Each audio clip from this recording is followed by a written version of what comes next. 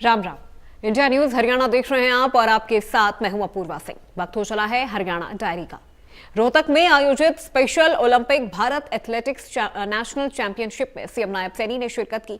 CM Saini ने कहा कि इस चैंपियनशिप में देश के 26 राज्यों से करीब 500 से अधिक खिलाड़ी, कोच और सहभागी भाग ले रहे हैं, जो अपने आप में एक गर्व का विषय है। मुख्यमंत्री नायब सिंह सैनी ने कहा कि स्पेशल ओलंपिक केवल प्रतिस्पर्धा तक सीमित नहीं है, बल्कि ये प्रशिक्षण, सहभागिता, आत्मविश्वास और आजीवन विकास को भी समान महत्व देता है।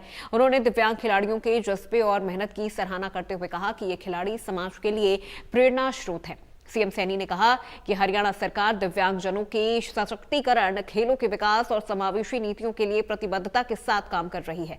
उन्होंने बताया कि प्रदेश में खेल सुविधाओं के विकास के लिए पिछले 11 वर्षों में 979 करोड़ रुपए खर्च किए गए हैं। साथ ही खेल विभाग का बजट भी बढ़ाकर 2 गुना कर दिया गया है।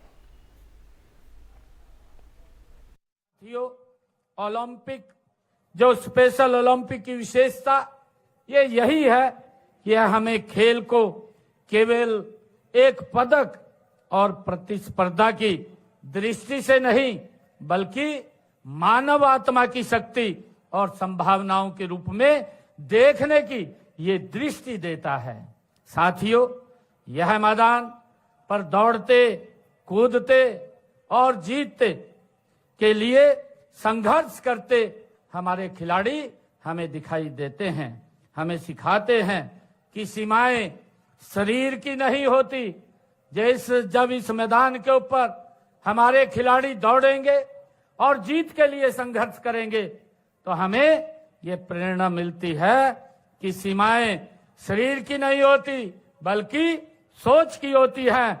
आज यहाँ हर खिलाड़ी चुनौतियों को पार करते हुए यह संदेश दे रहा है कि यदि अवसर, प्रशिक्षण और विश्वास मिले तो हर व्यक्ति असाधारण बन सकता है। साथियों, हरियाणा को खेलों का एक पावर हाउस कहा जाता है। हमारे लिए गर्व की बात है कि इस भूमि ने अनेक देश को अनेक ओलंपियन और विश्व विजेता चैंपियन दिए हैं, और आज उन्हीं चैंपियन में से एक हरियाणा के स्पेशल ओलंपिक खिलाड़ी केशव जी भी हमारे बीच में उपस्थित हैं।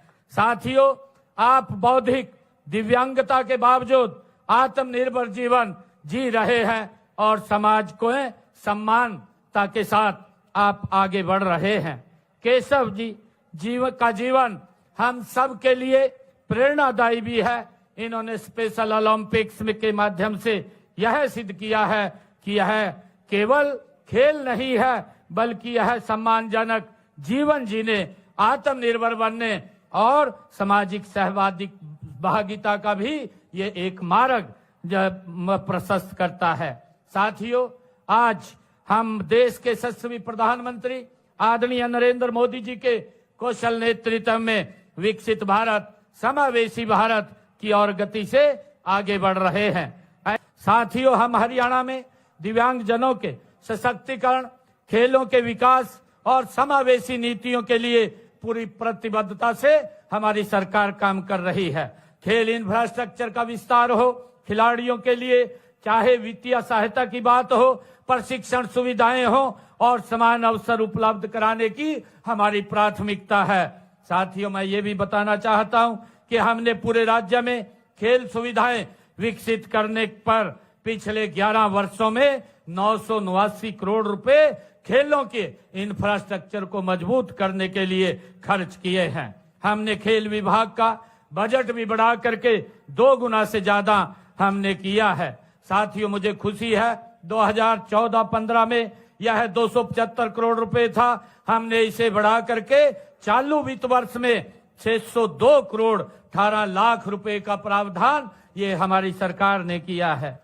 साथियों, मुझे ये भी खुशी है कि हम ओलंपिक, पैरा ओलंपिक, अन्य अंतर्राष्ट्रीय पदक विजेता खिलाड़ियों को 6 करोड़ रुपए देने का, जो गोल्ड मेडल लेकर के आता है, 6 करोड़ रुपए नगद पुरस्कार देने का काम हमारी सरकार करती है। और अब तक हमने हरियाणा में 16,418 पदक विजेता खिलाड़ियों को 683 करोड़ रुपए के नगद पुरस्कार देने का काम ये हमारी सरकार ने किया है।